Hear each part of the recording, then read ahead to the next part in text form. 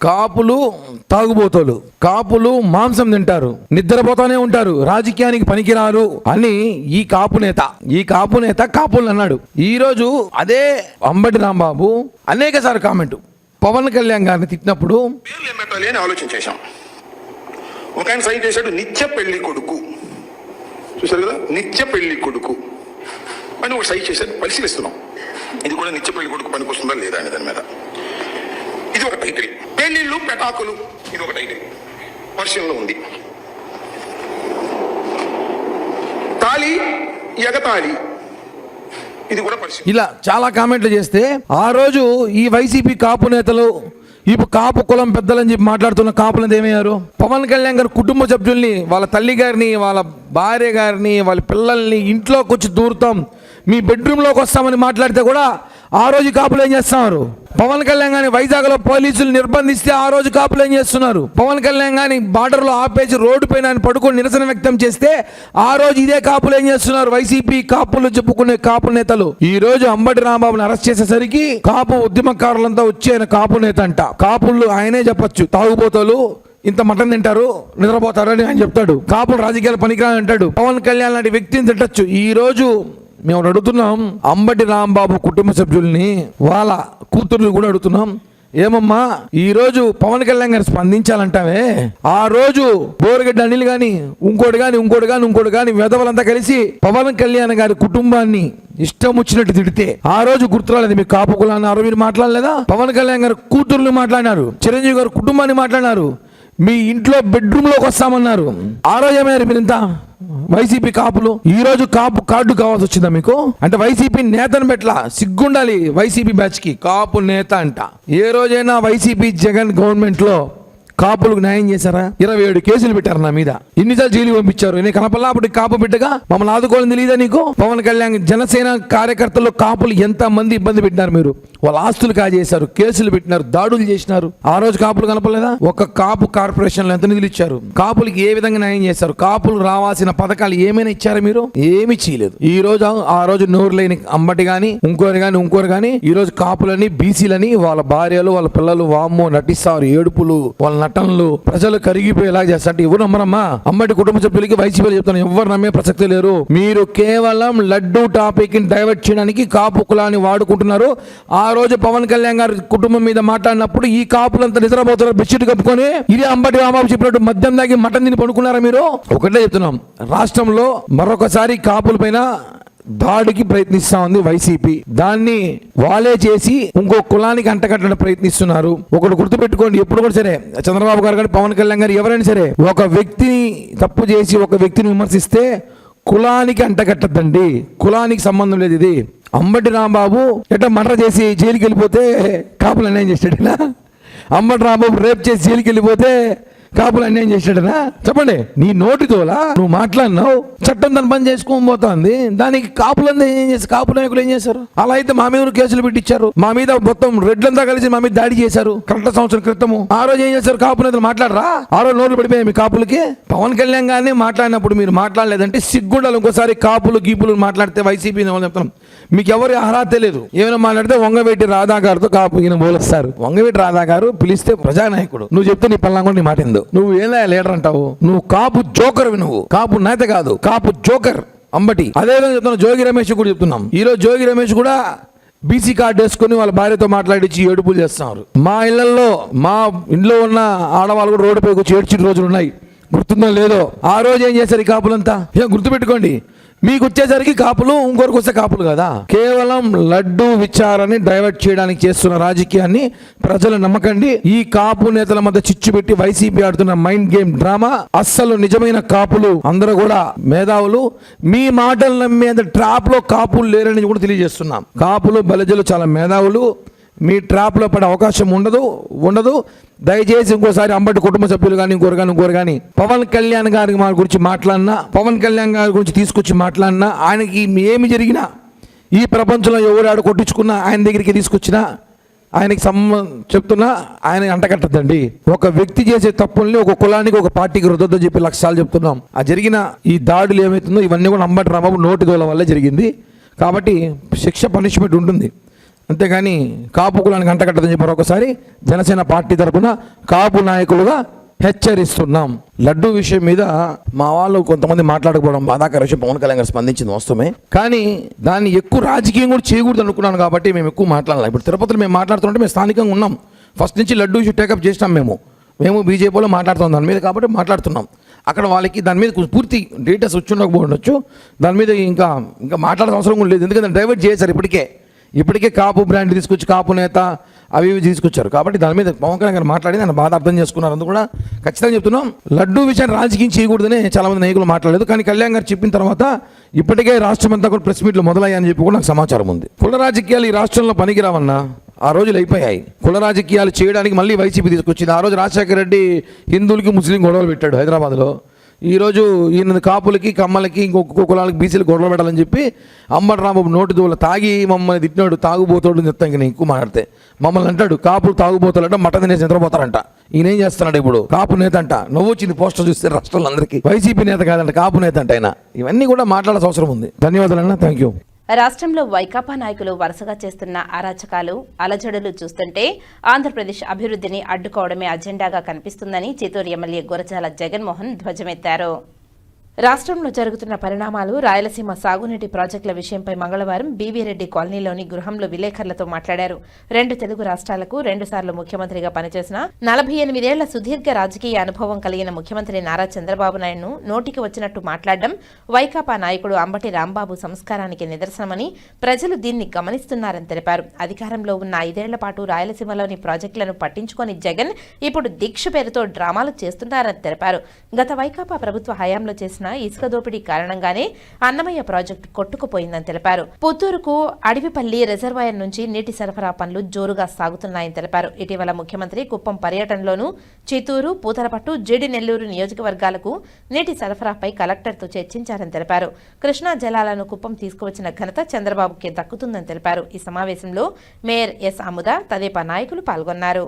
మిగులు జలాలు కోరబోమని వైఎస్ఆర్ బ్రిజేష్ కుమార్ ట్రిబ్యునల్కు లేఖ రాసి రాయలసీమ రైతుల ఇటువంటి వాటిపైన కులాలను రెచ్చగొట్టడానికి కొందరు నాయకుల్ని ట్యూన్ చేసి అనవసరంగా మాట్లాడించి వాటికి పోతా ఉంది, ఇక్కడ అన్యాయం జరిగిపోతూ ఉంది అన్నట్టుగా ఈ ప్రొజెక్షన్స్ అంతా పైన కేంద్రానికో లేదంటే ప్రజల్ని మిస్గైడ్ చేసి అభివృద్ధిని అడ్డుకోవడం ఏకైక లక్ష్యంగా పెట్టుబడులు ఎవరు రాష్ట్రంలో జరిగిన రాంబాబు ఎపిసోడ్ అంటే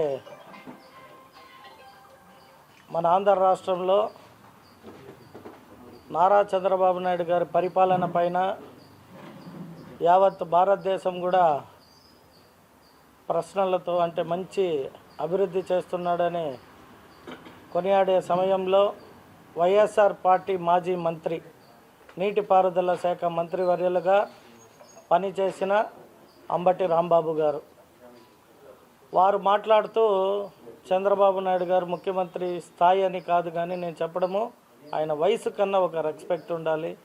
ఈ ఆంధ్ర ఉమ్మడి రాష్ట్రానికి, విడిపోయిన ఆంధ్ర రాష్ట్రానికి ఏకైక వ్యక్తి 2+2 అంటే 4వసారి ముఖ్యమంత్రిగా పనిచేసే వ్యక్తిని 48 సంవత్సరాలు సుదీర్ఘ రాజకీయాల్లో ఒక మంచి పేరు తెచ్చుకున్న నాయకుడిగా ఆయనని ఏది పడితే అది ఎంతకంటే అంతకి మాట్లాడడం యావత్ ఆంధ్ర రాష్ట్ర ప్రజలు చూశారు.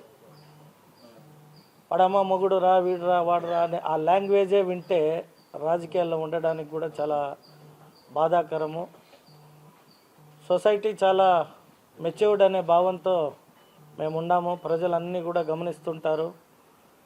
గతంలో వైఎస్ జగన్మోహన్ రెడ్డి గారి భార్య అయిన భారతి రెడ్డి గారిని సోషల్ మీడియాలో కిరణ్ అనే వ్యక్తి టీడీపీకి ఒక sympathiser, he is not a party leader or member కూడా కాదు, కానీ ఆవిడ పైన ఏదో సోషల్ మీడియాలో 2 మాటలు మాట్లాడిన తక్షణం మా ముఖ్యమంత్రి కావచ్చు, మా ప్రభుత్వం కావచ్చు అతన్ని అరెస్ట్ చేసి, ఎవరైనా కావచ్చు స్త్రీల పట్ల అసభ్యంగా మాట్లాడినా, అసభ్యంగా పోస్టులు పెట్టినా దాన్ని సహించేది లేదు అన్నట్టుగా మా ముఖ్యమంత్రి గారు సొంత కార్యకర్తనైనా అరెస్ట్ చేయండి అని చెప్పిన మహనీయుడు.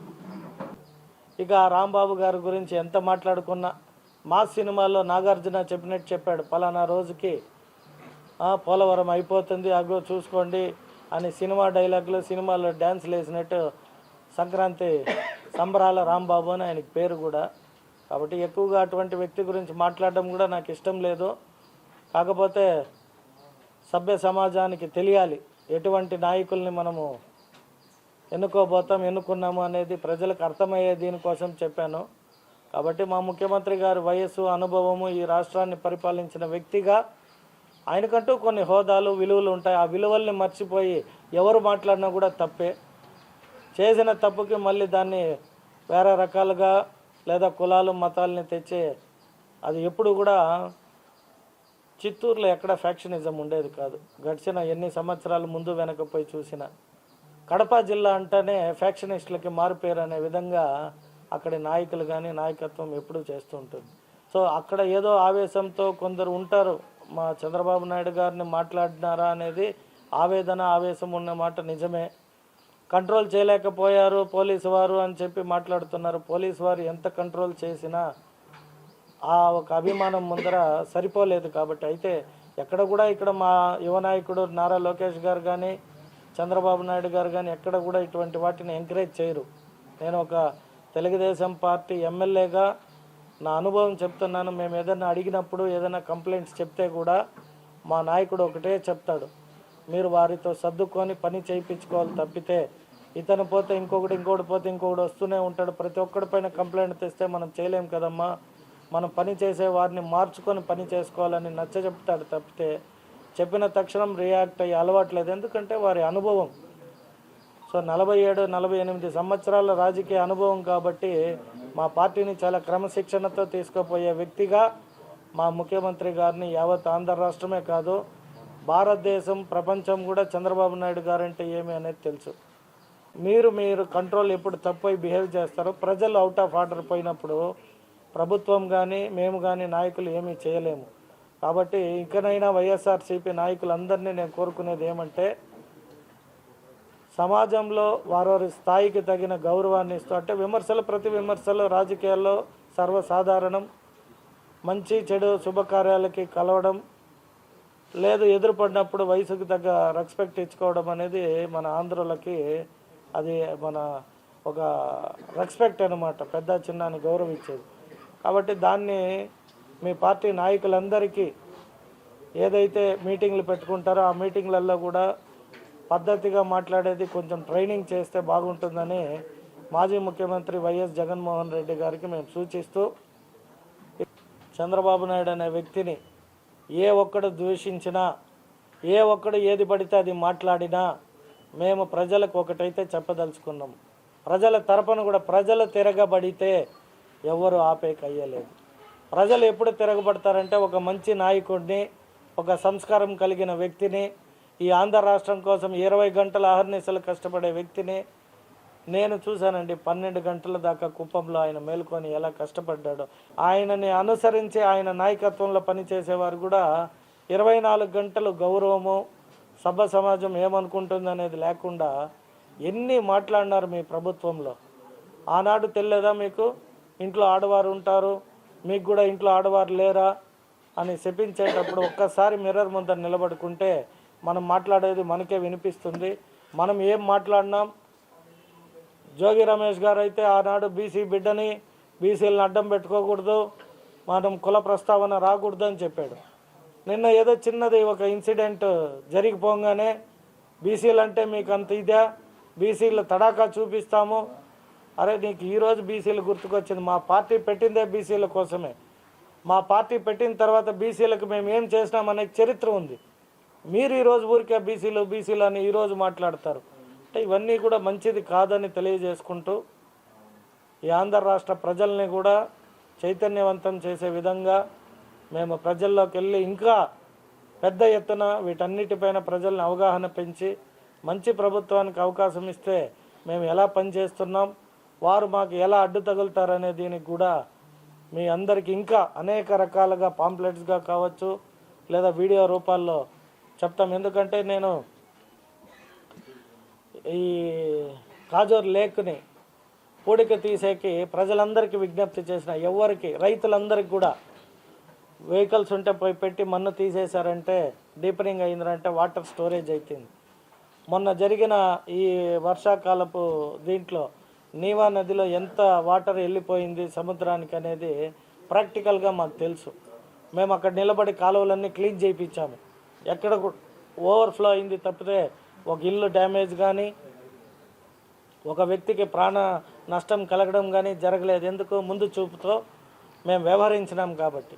రాయలసీమ సాగునీటిపైన డిస్కషన్ చేస్తే 19 నెలల్లో మేము మా అధికారం అంటే మా కూటమి ప్రభుత్వం 8,000 కోట్ల రూపాయలని ఖర్చు చేసినాం. 3,780 కోట్ల రూపాయలు హంద్రీనీవా పనుల కోసము పనులు పూర్తి కూడా కంప్లీట్ చేయగలిగినాం. దాదాపు 190 రోజుల్లో 40 టీఎంసీ నీటిని తరలించే రికార్డు సృష్టించడంలో కూటమి ప్రభుత్వం ఫస్ట్. దాదాపు 6 లక్షల ఎకరాలకి సాగునీటిని అందించే హంద్రీనీవా కోసం 3,870 కోట్లు పూర్తి చేశాము. అలాగే కూటమి ప్రభుత్వ పాలనలో రాయలసీమలోని అన్ని సాగునీటి ప్రాజెక్టులు చెరువులకి కలకల్లాడుతున్న దాదాపు 464 టీఎంసీల నిల్వ సామర్థ్యం కలిగిన ప్రాజెక్టులని రాయలసీమలో వాటర్ని నిల్వ ఉంచే రికార్డు సాధించడం మా ప్రభుత్వం చేసిన ఘనత. అలాగే 1983లో అన్న ఎన్టీ రామారావు గారు ముఖ్యమంత్రిగా ఉన్నప్పుడు శాశ్వత పరిష్కారం కోసం అనేక రూపకల్పనలు ప్రాజెక్టులని చేపట్టడం జరిగింది. అందులో భాగంగా తెలుగు గంగ, హంద్రీనీవా, సుజల స్రవంతి, గాలేరు నగరి, సుజల స్రవంతి, వెలుగోడు, కేసీ కెనల్, అనేక ప్రాజెక్టులు, బ్రహ్మసాగర్ వంటి ప్రతిష్టాత్మకమైన ప్రాజెక్టులని నాడు ఎన్టీ రామారావు, చంద్రబాబు నాయుడు గారు సంకల్పంతో మేము పూర్తి చేయడం జరిగింది. వార్తలు ముగించే ముందు ముఖ్యాంశాలు మరోసారి. జాతీయ రహదారులు, రైల్వే ప్రాజెక్టులు, భూసేకరణ, నిర్మాణ పనులు త్వరితగతిన పూర్తి చేయాలి. వడమాలపేట, ఏర్పేడు మండలాలలో పాదిరేడు అరణ్యం, పల్లెం గ్రామాలలో టీటీడీ ఉద్యోగస్తులకు కేటాయించిన ఇళ్ల స్థలాలపై సమీక్షా సమావేశంలో తిరుపతి జిల్లా కలెక్టర్ డాక్టర్ ఎస్ వెంకటేశ్వర్. ఫిబ్రవరి 8 నుండి 17వ తేదీ వరకు అత్యంత వైభవంగా శ్రీ కపిలేశ్వర స్వామివారి బ్రహ్మోత్సవాలు. ఏర్పాట్లను పరిశీలించిన TTD JEO Veerabrahmam. Mutation, resurvey, revenue, PGRS, caste verification, ఐవీఆర్ఎస్లపై ప్రత్యేక దృష్టి పెట్టి త్వరితగతిన పరిష్కారం చూపాలి. సంబంధిత అధికారులకు జిల్లా కలెక్టర్ డాక్టర్ ఎస్ వెంకటేశ్వర్ దిశానిర్దేశం. నగరంలోని ఇళ్లు లేని పేదల కోసం నిర్మిస్తున్న కాలనీలలో గడువులోపు గృహ నిర్మాణాలు పూర్తి చేయాలి. అధికారులకు, కాంట్రాక్టర్లకు తిరుపతి నగరపాలక సంస్థ కమిషనర్ నారపిరెడ్డి మౌర్య ఆదేశాలు. టీటీడీ ఉన్నత పాఠశాలలో అత్యుత్తమ ఫలితాలు సాధించాలి. తిరుపతిలోని శ్రీ గోవిందరాజస్వామి ఉన్నత పాఠశాలను పరిశీలించిన టీటీడీ విద్యా, వైద్యం జేఈఓ డాక్టర్ ఏ శరత్. ఈ వార్తలు ఇంతటితో సమాప్తం. నమస్కారం.